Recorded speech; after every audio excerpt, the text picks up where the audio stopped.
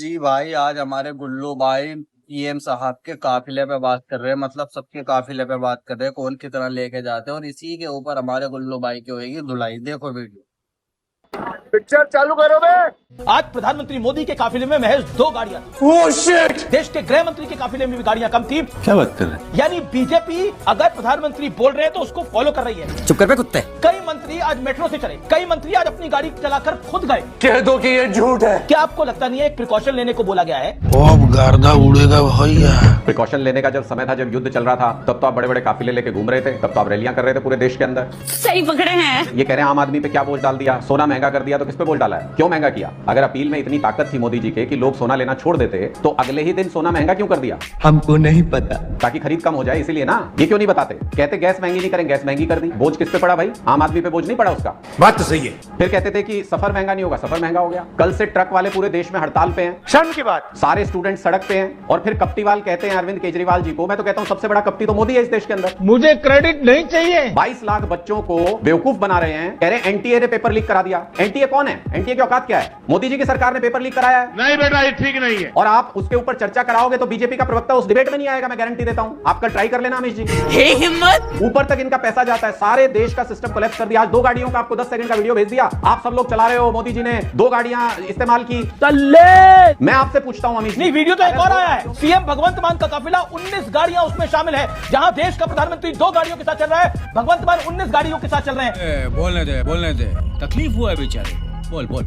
जब देश का प्रधानमंत्री और गृह मंत्री कम गाड़ियों के साथ चल रहा है, उत्तर प्रदेश का मुख्यमंत्री कम गाड़ियों के साथ चल रहा है, तो आम आदमी पार्टी का मुख्यमंत्री क्यों नहीं फॉलो करा? ये लेजिटिमेट सवाल है। अभी बता दे भाई। ये परेशानी इसलिए हुई क्योंकि जो भाषा बीजेपी के प्रवक्ता बोल रहे हैं वही मैंने बोल दी प्रधानमंत्री जी के बारे में, इसलिए आपको एकदम बीच में बोलना पड़ा। जब वो बोल रहे थे तो आपने बिल्कुल नहीं टोका था उनको, क्योंकि आपको सुनना नहीं, पड़ता ऐसा था। कुछ नहीं है। चल झूठा। अब सुनिए, मैं बता रहा हूं हिपोक्रेसी क्या है। 2 गाड़ियों के विजुअल आए, आपने खूब चलाया, मोदी जी 2 गाड़ियों में चल रहे हैं। मैं आपसे सवाल पूछ रहा हूं, अभी मजा आएगा ना भिड़ो। 2 गाड़ियों में अगर मोदी जी की सुरक्षा सुनिश्चित हो सकती है भारत के प्रधानमंत्री की, तो इतने 12 सालों से 100 गाड़ियां लेके क्यों घूम रहे हैं? क्यों देश का पैसा बर्बाद किया?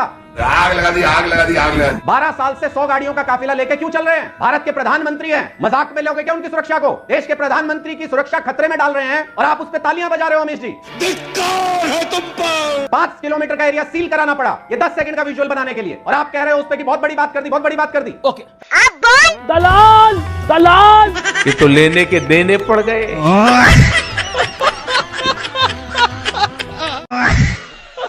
सबसे ज्यादा विकास वाला राज्य कौन सा है? अभी गुजरात है।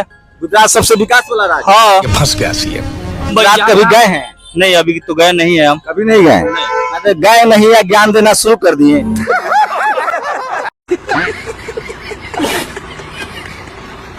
ये गुजरात भी नहीं गए हैं, बॉम्बे भी नहीं गए हैं, और सारा किस्सा ही जानते हैं। आपको पता है जीडीपी कितना है गुजरात? कितना है बताइए? आबादी कितनी है आप बताइए ना। आपको आप हमसे पूछ ले तब अब आप फट से मुंह चियार दिए। आप मुंह चियार रहे हैं। आप क्या करूं मैं इसका? क्या करूं? कैसे वोट होता है गुजरात में? गुजरात में विकास पे वोट होता है। क्या विकास किए नरेंद्र मोदी? बहुत सारे वहाँ विकास किए हैं गुजरात में। जैसे कई सारी फैक्ट्रियां लाए हैं वहाँ पे। लोग वहाँ से कहीं और रोजगार करने के लिए नहीं जाते हैं। गुजरात के लोग कहीं रोजगार करने के लिए नहीं। 15-20 हजार के लिए तो अडानी कहाँ का रहने वाला? हमको नहीं पता। कहाँ लगता है? गुजरात गंगा के मैदानी भाग है या समुद्री इलाका है? मैदानी भाग है, वहाँ पे रेत सारे है। आप हमेशा मस्जिदों में तो आप दिखते हैं, लेकिन मंदिर में आप कभी नहीं नजर आती है। क्या बात कर रहे हैं? मस्जिद में जाना आप भूलती नहीं है, तो उस पर आप क्या कहना चाहिए? ये बहुत अजीब सी बात है कि लोगों को मैं मस्जिदों में दिख जाती हूँ। जब मैंने लोगों की सेवा करना स्टार्ट किया था तो पहली बार मैंने किसान आंदोलन में किया था। अच्छा, तो किसान आंदोलन में तो सारे सिख थे, इनको तब नहीं दिखा। कोरोना में मैंने बहुत काम किया, हमने पता नहीं कितने लोगों को प्लाज्मा दिलवाया, कितने लोगों को सिलेंडर का काम करवाया। वहां पर हमने कोई हिंदू मुसलमान नहीं था, कुछ नहीं देखा।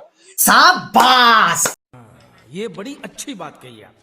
उसके बाद जब मैंने जामा मस्जिद पे रेगुलर करना स्टार्ट किया तो इनको लग गया मैं ऐसा नहीं है मैं मंदिर में नहीं जाती, मैं मस्जिद में भी कोई नमाज पढ़ने नहीं जाती हूँ, है ना। तो मैं मस्जिद में जाकर नमाज थोड़ी पढ़ रही हूँ, मैं मस्जिद में लोगों को खाना खिलाने जाती हूँ। क्या बात है सर, क्या बात है सर। इनको वो अंधे बने पड़े हैं ना, तो सिर्फ इनको वही टोपी और वही कुर्ता पजामा देख देख कर ही जी रहे हैं। बात तो सही है। ना मंदिर में जाना ना मस्जिद में जाना, मैं किसी भी चीज को नहीं मानती। वो हमारे लिए, मेरे लिए सब बराबर है। शाबाश बेटा। राम मंदिर चोरी पर हमारे भाई गूगल बाबा की बढ़िया करके धुलाई हुई है। जो कि आसिम वकार ने की है। भाई देख के मजा आएगा, देखो तुम भी और भाई कमेंट करो। तो मुझे तो लगता है कि सबसे पहले तो इस बात का जवाब देना होगा जो अटल बिहारी वाजपेयी का एक लोकसभा का बयान है कि अगर चोरों को देखकर पहरे में बैठा कुत्ता ना भौंके तो समझ लो कि कुत्ता चोरों को पहचानता है और कुत्ता चोरों से मिला हुआ है। आगे 2 लाइनें मैं बोले दे रहा हूं कि वो कुत्ता जरूर चोरों से बिस्कुट लेकर खा रहा है। उन्होंने कहा बिस्कुट आता है किसी के पास, तो ये असीम वकार साहब क्या आप उन लोगों के लिए कह रहे हैं जिसके पास विदेश से बिस्किट आता है? उन लोगों की तरफ तो इशारा नहीं है आपका जिनके FCRA का आता था और जली ना, तेरी भी जली ना। बिस्किट खाने के बाद हिसाब ही नहीं देते थे कि बिस्किट आया कहां से और बिस्किट खर्च किसके ऊपर हो गया, और जिसके मिर्चें लगना थी लग गई। भाई साहब ये न्यूज वाले इतने हरामी है ना, इतने हरामी है कि इन 2 संतों के बीच इन्होंने लड़ाई करवा दी। बहुत हरामी है भाई ये, बहुत ही नीच। देखो वीडियो। ये क्या हो गया? आइए देखने मजा आएगा। राम मंदिर को हटा के समाजवादी पार्टी और कांग्रेस राम मंदिर की जगह बाबरी मस्जिद बनाना चाहती है। क्या बात कर रहे हैं? ये क्या चाहते हैं हमें उसमें नहीं जाना, ये इनको तो बहाना चाहिए। मैं ये कह रहा हूँ कि करोड़ों लोगों की अरे चुप रहो यार, फ्रॉड आदमी तुम्हारा गर्दा उड़ेगा भैया। मेरे साथ बैठ करके आप मेरे साथ बैठते थे बीजेपी में जब कांग्रेस में थे। गलत बात। आप अवसरवादी हो, शर्म करो। अवसरवादी हो, आप नेताओं के गुणगान गाने भाग करके आ रहे। ये तो धोती खोल रहा है। अवसरवादी हो आप। जब कांग्रेस में थे, राम मंदिर में कांग्रेस के वोट में बैठ करके सोनिया गांधी की वोट में बैठ करके लड्डू खा रहे थे। देखिए ये है इनका चरित्र, राष्ट्रीय चरित्र। सोनिया गांधी आपको लड्डू खिला रही थी, तब लड्डू खा रहे थे, सत्ता में रह करके लड्डू खा रहे थे। शर्म करो, भाग बन गए, भाग। पहले सोनिया की गुणगान गाते रहे, अब आप इनके गुणगान गाते हो। शर्म करो। गाड़ी सफेद हो चुकी है, गाड़ी सफेद हो चुकी है। शर्म करो। थोड़ी मर्यादा रखिए। ये गुरु घंटाल आदमी है। हमारी क्या परंपरा है?